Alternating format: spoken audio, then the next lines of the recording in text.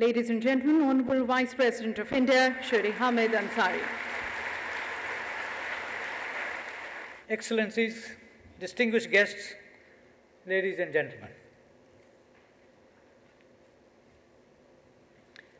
I thank the Honorable Minister, Nayak ji, for inviting me to inaugurate today's conference. I welcome the participants from home and abroad. This audience is aware that the decision to observe June 21 as the International Yoga Day was taken on Prime Minister Narendra Modi's commendable initiative by the United Nations General Assembly on December 11, 2014. Its resolution number 69-131 was sponsored, as the Mantriji has said, by 177 member states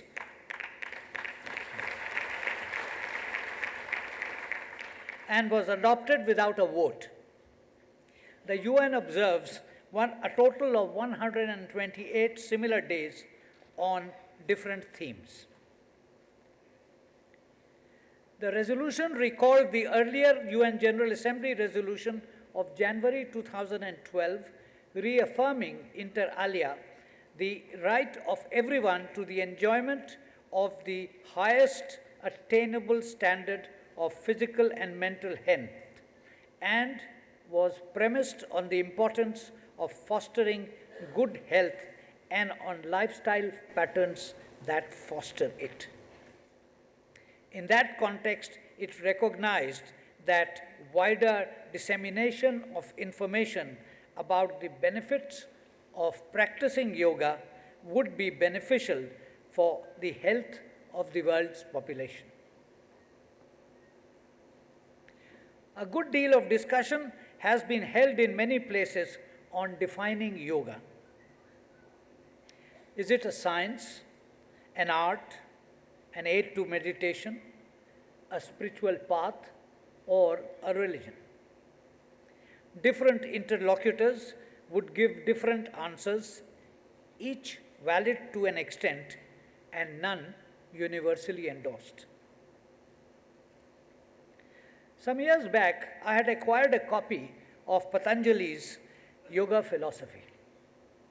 It described yoga as one of the 6 systems of Indian philosophy.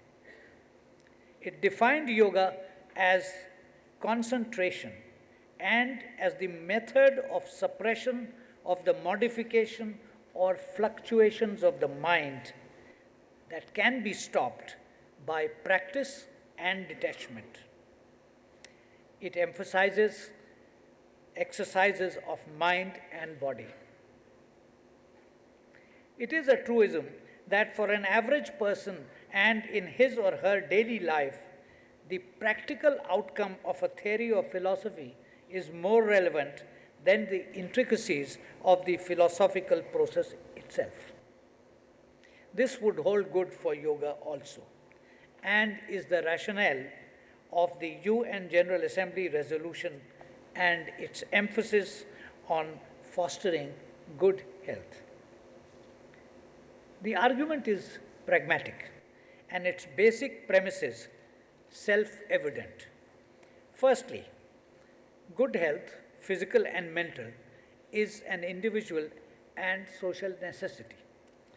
Secondly, absence of good health is a handicap for normal living, and hence it must be overcome. And thirdly, down the ages and based on the collective experience in different societies, prescriptions of good physical and mental health and the necessity of hygiene have been treasured, often reinforced for added effect by faith or culture-based edicts. Human history is also a record of human suffering through disease and ill health. The most telling examples of these are epidemics.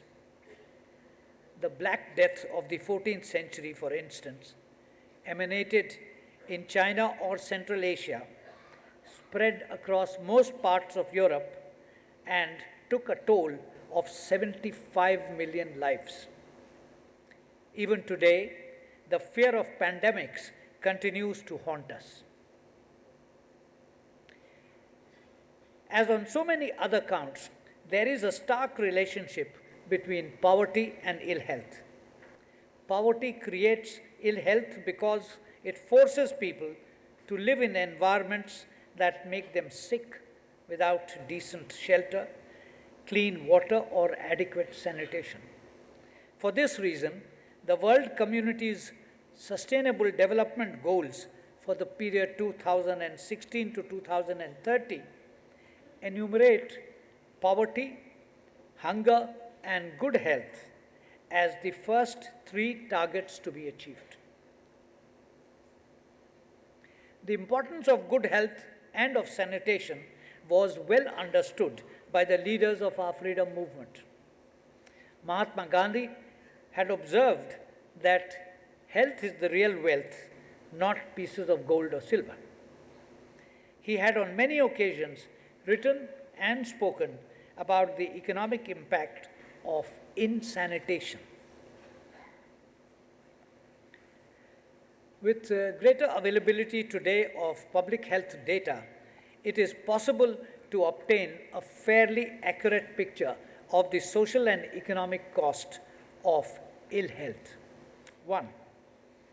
Indian households reported health-related adverse events as the most common adverse event, or 34% of all, after natural disaster at 51, and about 40% of the household expenditure for treating non-communicable diseases were financed by households with distress patterns such as borrowing or sale of assets. Second, it is estimated that India lost 237 billion US dollars between 2006 and 2015 from premature deaths due to heart disease, stroke, and diabetes. Third, it has been estimated that the cost of non-communicable diseases for India is about 5 to 10% of the GDP. Similarly, the production functions approach estimates that India stands to incur a cost of 4 to 10% in annual economic output due to such diseases. And fourthly, overall, India stands to lose $4.58 trillion by the year 2030 due to non-communicable diseases and mental health conditions. Cardiovascular diseases accounting for 2.17 trillion US dollars and mental health conditions accounting for 1.03 trillion US dollars will lead the way in economic loss. A report prepared by the World Economic Forum and the Harvard School for Public Health in the year 2014 had concluded that cardiovascular diseases, cancer, chronic respiratory diseases, diabetes, and mental illness account for more than 63% of deaths worldwide. Given this profile and the inability or unwillingness to augment public health funding in developing countries, and that includes India, the quest for complementary health approaches assumes an urgency.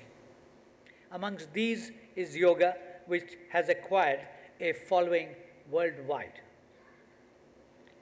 These complementary approaches do not prevent or cure, but certainly assist the process of retarding the degeneration of those functions of the human body that allow the diseases to make inroads. Friends, besides these essentially physical aspects of the science of yoga lies its metaphysical dimension that, as Patanjali put it, focuses on the art of concentration and on the method of control of the modifications or fluctuations of the mind. This is termed detachment, in contrast to attachment, and is to be attained by practice. Hence, the physical comes to the aid of the mental by inducing in the mind of the practitioner the requisite level of concentration, eventually, reportedly leading to the attainment of samadhi. It is an interesting and fascinating aspect of the human spiritual experience that all systems of faith or belief have within them the practice of meditation. The Indian experience is a particularly good instance of this, given the rich interaction that took place over centuries in the areas of belief, consciousness, and practice. Thus, we find yoga and meditation in Jain and Buddhist practices. Similarly, great importance is attached to meditation in Christianity, Islam, and Sikhism. The convergence or parallelisms are striking, even if rituals or modalities of enunciation may vary. They all depend on sounds or expressions that evoke appropriate responses from the practitioner based on his or her spiritual background. Nor is the practice confined to our part of the world only, or is only of ancient vintage. There is a good deal of contemporary debate about the practices of meditation, their utility and limits. This, however, is not the occasion to dilate on it. Let me conclude by going back to the practical aspect of yoga. It is a science, not a dogma. It helps improve the levels of fitness and the overall health profile.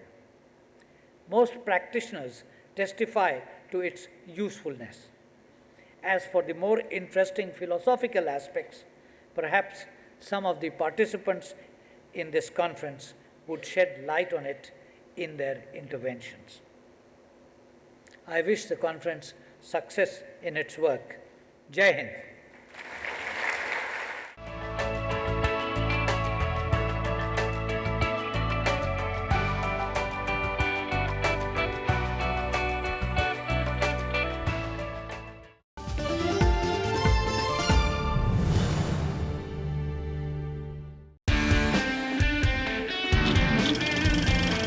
Hello and a warm welcome to It's My Life, the program that brings you face to face with country's top politicians. You know, I've been flying for a very long time. It's a passion of mine. अगर मैं बोलूं मिठाई कराची हलवा comedian जाने walker ये मेरी जो भाभियां हैं ये प्रसन्न रहेंगी तो मुझे ठीक से खिलाएंगी, तो इसलिए मैं तो अपनी सारी भाभियों की चमचागिरी करती हूँ। मैं तो चला जिधर चले रास्ता। You can't be a successful MP without your wife, huh? I can't be successful anything without my wife. Shortcut में सबको खुश करने के लिए चल धन्नो आज तेरी इज्जत का सवाल है। See, whenever you play golf, you forget about anything. You forget even your own wife also. Most handsome MP in Parliament. Manoj Tiwari. Watch It's My Life at these times, only on Rajya Sabha television.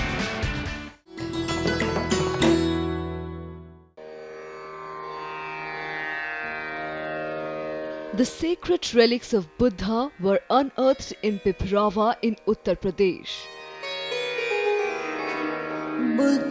Buddhist monks from all over the world visit the National Museum to pay their respects.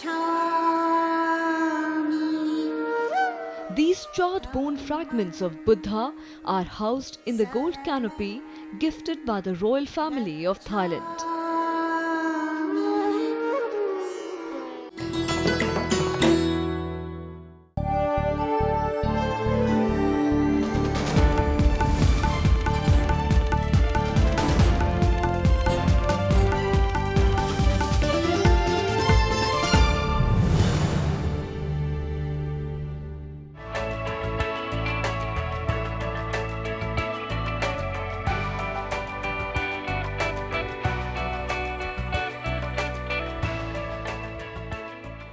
His Excellency V.K. Singh, Minister of State for External Affairs,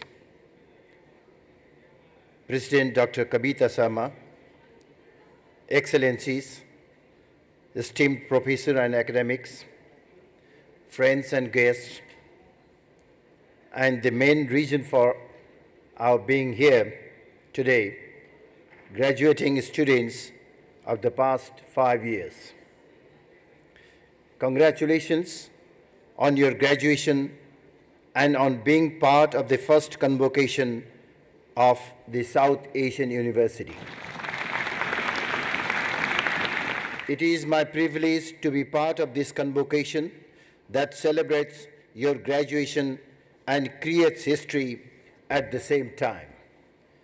You are already history makers, being part of the first convocation ceremony of an institution that stands for what is best about our region. South Asian University is testament to the heritage of knowledge and wisdom of our region. You are now the torchbearer of this heritage and culture of innovation. As you brace yourself to explore and conquer your future, you will take with you not just what you learned in the classrooms, but also better understanding of the cultures of South Asia and higher regional consciousness. South Asia has always been the cradle of old civilization, and this university possesses the responsibility to carry that forward. South Asia is responsible for the genesis of art, the conception of science. This is the reason that refined agriculture, architecture, astronomy, meteorology, etc. Our region is shrouded with glory in the field of knowledge and wisdom with past teachers like Chanakya, Shankaracharya, Valmiki, Ved Vyas. Gautam Buddha was born and enlightened in this region, and now his preaching and principles have become the ideal of life for millions throughout the world. The pursuit of peace is a global pursuit transcending borders and boundaries. South Asian University is also testament to the shared aspirations and collective prosperity of the whole region. It is a demonstration of our willingness and ability to work together across borders to achieve greatness. We can set an example of regional cooperation to the world through this great institution.